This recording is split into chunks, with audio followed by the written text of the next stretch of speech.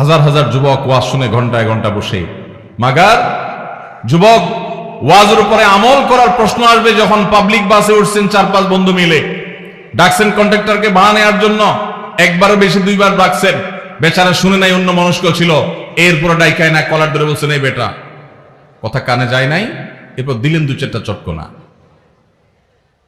এইটা যদি হয় তাহলে আপনার এরকম শত শত ওয়াজ মাহফিলে শুয়ে গড়াগড়ি খাইলেও 2 পয়সার কোনো লাভ হবে। আর যদি এখান থেকে শিক্ষা গ্রহণ করে কোন দুর্বলের উপরে আঘাত করার আগে আপনার হাত থেমে যায়, আপনার মুখ থেমে যায়, আপনার বিবেক সেখানে যদি কাজ করে, অ্যাক্টিভ হয়ে যায়, তাহলে মনে করতে হবে ওয়াজ আপনাকে কাজ ধরেছে, ওয়াজ আপনাকে এফেক্ট করেছে, ওয়াজ আপনাকে সুপথে এনেছে, তাহলে এটাই হবে আপনার সার্থকতা। সেই যুবক পাওয়া কঠিন যেই যুবক তার যৌবনে কোনো মানুষের উপরে মাস্তানি মতবাড়ি করে নাই, কারোর উপর দুর্ব্যবহার করে নাই, গায়ের জোর খাটা নাই, অন্যায় জুলুম করে নাই, খারাপ কাজ করে নাই, হারাম সম্পর্ক করে নাই। এইরকম যুবক পাওয়া এখন সোনার হরিণ হয়ে গেছে। কিন্তু যদি সেই কাজটা আপনি করতে পারেন, আল্লাহর কাছে সবচেয়ে প্রিয় যুবক হবেন, আপনি সবচেয়ে সাকসেস যুবক হবেন, সবচেয়ে আদর্শ মুসলমান হবেন।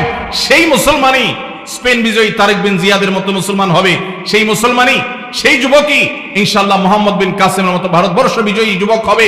সেই যুবকই মুসলমানদের সেই হারানো গৌরবকে পুনরায় উদ্ধার করতে পারবে।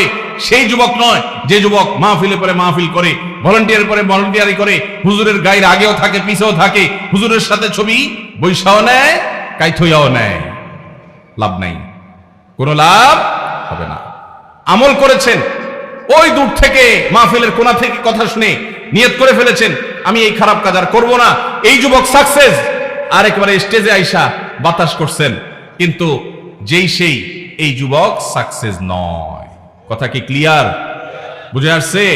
আল্লাহ আমাদের আমলের তৌফিক দান।